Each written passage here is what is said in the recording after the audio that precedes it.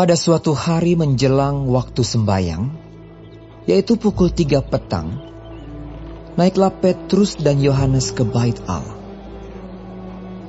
Di situ ada seorang laki-laki yang lumpuh sejak lahirnya sehingga ia harus diusung. Tiap-tiap hari orang itu diletakkan dekat pintu gerbang bait Allah yang bernama Gerbang Indah untuk meminta sedekah kepada orang yang masuk ke dalam bait Allah. Ketika orang itu melihat bahwa Petrus dan Yohanes hendak masuk ke bait Allah, ia meminta sedekah. Mereka menatap dia, dan Petrus berkata, "Lihatlah kepada kami." Lalu orang itu menatap mereka dengan harapan akan mendapat sesuatu dari mereka.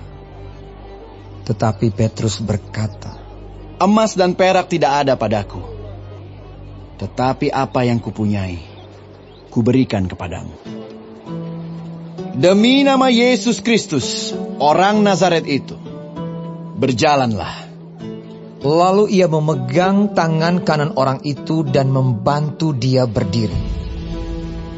Seketika itu juga kuatlah kaki dan mata kaki orang itu.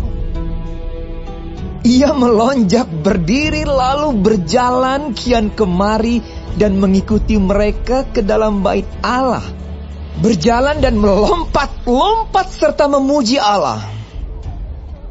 Seluruh rakyat itu melihat dia berjalan sambil memuji Allah.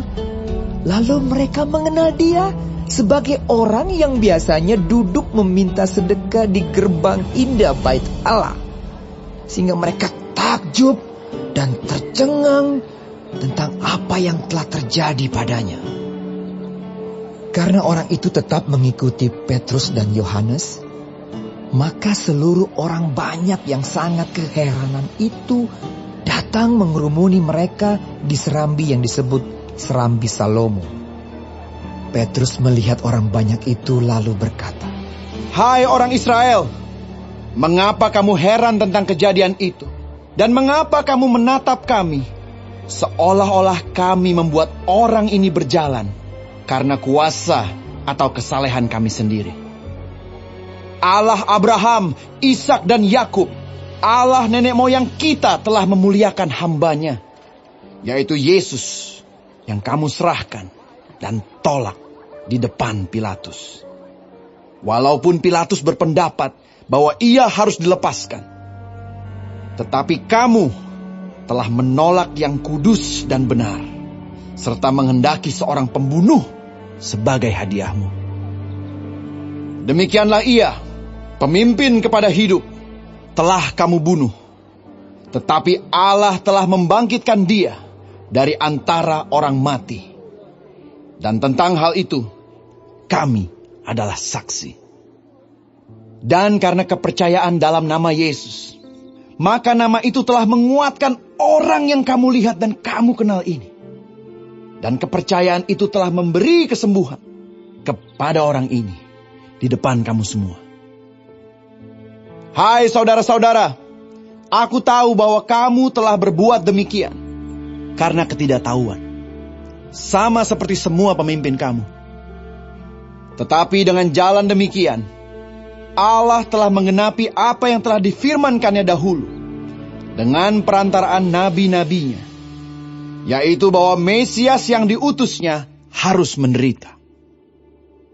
Karena itu, sadarlah dan bertobatlah, supaya dosamu dihapuskan, agar Tuhan mendatangkan waktu kelegaan dan mengutus Yesus yang dari semula diuntukkan bagimu sebagai Kristus. Kristus itu harus tinggal di sorga sampai waktu pemulihan segala sesuatu, seperti yang difirmankan Allah dengan perantaraan nabi-nabinya yang kudus di zaman dahulu. Bukankah telah dikatakan Musa, Tuhan Allah akan membangkitkan bagimu seorang nabi dari antara saudara-saudaramu, sama seperti aku. Dengarkanlah dia dalam segala sesuatu, yang akan dikatakannya kepadamu. Dan akan terjadi bahwa semua orang yang tidak mendengarkan nabi itu akan dibasmi dari umat kita. Dan semua nabi yang pernah berbicara, mulai dari Samuel dan sesudah dia, telah bernubuat tentang zaman ini. Kamulah yang mewarisi nubuat-nubuat itu dan mendapat bagian dalam perjanjian yang telah diadakan Allah dengan nenek moyang kita, ketika Ia berfirman kepada Abraham, oleh keturunanmu, semua bangsa di muka bumi akan diberkati. Dan bagi kamulah pertama-tama Allah membangkitkan hambanya dan mengutusnya kepada kamu, supaya Ia memberkati kamu dengan memimpin kamu masing-masing kembali dari segala kejahatan.